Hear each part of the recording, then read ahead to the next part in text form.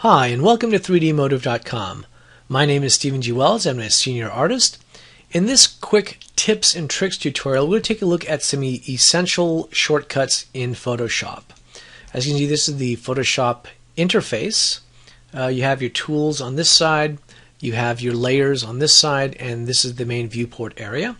This is a very old, quick cartoon I had done for a pitch we were going to do for a fun cartoony monster game. It's quite a number of years old, but it was a fun little thing, and I figured I'd have that at least so you guys could see something on screen. Alright, some very quick things right off the bat. Control I inverts. It inverts the color. Okay, Control I puts it right back, keeps it simple. F goes full screen. Goes to a black screen, and it goes back to the original screen. Okay, that was just F. I used the F key and clicked it several times. Let's assume for a second, let's go ahead and get a couple different colors in here. Let's assume we've got two different colors and we need to quickly go back to our black and white. All we have to do is hit D. As you can see, it went back to black and white. By the way, also, to easily just switch out these two different colors, let's go ahead and add a quick new layer. Let's assume I was going to paint, do something like this. I can now just hit X, and that's white. And now I've just switched out the colors. I'll do a quick delete. Let's go ahead and just change a couple colors, and I'm going to show you a shortcut for that in a second anyway. Let's go ahead and do blue. I'll do it up here. So here we go. There's blue, X, red. Okay, very quick, very easy. To hide the selection, as you can see, this is the little ants that run around the screen. Lets you know that it's active. You can hit Control H. Doesn't mean that they're gone, it just means they're there. It's hidden. I can go ahead and now just hit delete. So anything I put on this, at any point I can just hit delete as I'm working on it. Delete, delete. Okay, you can actually leave that going if you want. It's really up to you. You don't have to. But I like to. I like to be able to. Okay, you can zoom in a couple different ways.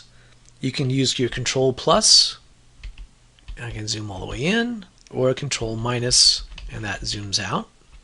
If we zoom it in a little bit, let's say we get it off screen, you can hold your space bar, and when I hold the space bar, you see I get the hand. That allows me to now pan this around. Now the nice thing is with this is, let's go ahead and do a Control minus, and then we'll go back to pan. I'm holding the space bar. You can actually space bar right off, almost completely off the edge. So it really comes in handy. It allows you to move it where you need to. I'm just left clicking and holding this. Okay, it's very simple, very easy. It comes in handy. In fact, I use this quite a lot when I'll zoom in. Control plus. I'll zoom in on that, and then maybe I'll sample. By the way, sampling a color is just hold down your Alt key. See the little eyedrop picker? So you can actually sample colors. I can sample the gray color. But I'll use the spacebar to pan, and I can then move to a certain area. I can use the Alt, and once again you can see how it updates. I can go ahead and pick a different color. I can hit X, and I can pick a gray color and do gradients thereof. All right, so it comes in handy, especially when you're painting. I'm on the paintbrush tool right now. Let's say we've got some gray in here. Okay, and right now the flow and opacity is 100%. If we change the flow down to say 50, and we hit X, the black doesn't come in at 100%. You'll see that. I actually have to really work that in there to do it. And of course, as I press harder and harder, it goes blacker and blacker. But again, the nice thing is I can sample any mixture of that as I'm working it, any blurring on that, and get different colors right there on the fly. Comes in very handy, and it's one of those things that I like to use quite a lot actually. And obviously if you want to save this, the easiest shortcut is Control S, which is save. And you'll get a dialog box, what do you want to call this? It'll go to where you want to navigate it to, things like that. So you can obviously save it that way. If you're saving artwork or saving a JPEG for the web, of course, a Control Alt Shift. Hold on. Shift S. I'm sorry. Yep. There we go. You have to hit all four of them at the same time. It's Control Alt Shift S. And this is where you can turn around and drop the byte size. As you can see right here on this dialog box right now, the document is 933K.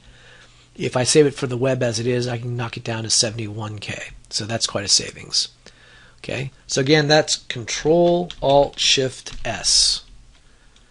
Okay, that brings it up for saving for the web and for devices of that nature. Okay, just so you've got that. Now there are some times when you're working, especially with layers, when you might want to duplicate the layer and move it around, or just duplicate it to change how the opacity on this if you want. Control J does that. Let's see. Oops. Control J. There we go. So I have to make sure, I actually have to stretch my fingers a little bit with my particular keyboard. But as you can see, it just made a copy of that layer. As you can see, it's layer 1 copy. You know, not sure that we necessarily need something like that. And just, by the way, you can delete by just clicking on the delete key. I'm going to do Control Z to undo that, or you can just left click, hold, and drag and drop to your trash can. So either way, it works really easily for deleting layers. There'll be other times when you're working in layers when you want to just fill the entire layer with a quick color. I did a quick new layer here, and that's Shift Backspace. You'll get a little dialog box that will say, okay, do you want to fill it with the foreground color? You want to fill it with the background color? You can click a color picker and you can then select, you know, whatever color you want here, for instance. You can have different modes for the different layers. You can do normal, dissolves. I'll show you real quick. Let's go ahead and do a green one. We'll do color. We'll do it for green. And let's go ahead and set this to multiply and then hit OK. I actually didn't do a whole lot on that, but to change the variation on what the layer is, you can always just click this button. Once it's highlighted, it says normal. Once it's highlighted, you can use your arrow keys and just arrow through some of the different things. Like for instance, this is a dissolve. There's the multiply. Color burn. Linear burn. You can see the different effects you can get. Darker color. A lighten, sort of kind of does an inverse and makes all the black be the actual color. Screen actually really starts to stress it out a little bit more. Color dodge really pixelates it. But again, sometimes these are effects that work for what you need. Linear dodge, of course, changes the contrast a little bit harder. Lighter color, overlay. Overlays are good sometimes.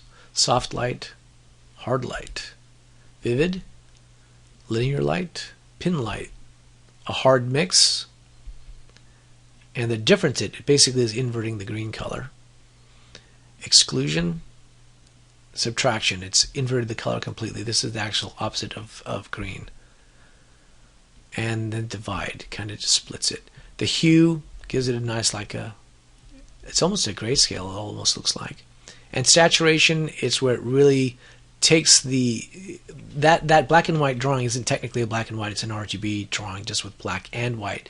And the saturation has really oomphed it up to the nth degree. This is sort of some of the color you can actually get out of it.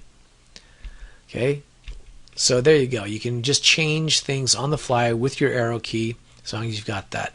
Again, with this particular layer, we can just hit delete if we want to just delete it, or we can hit the delete layer too.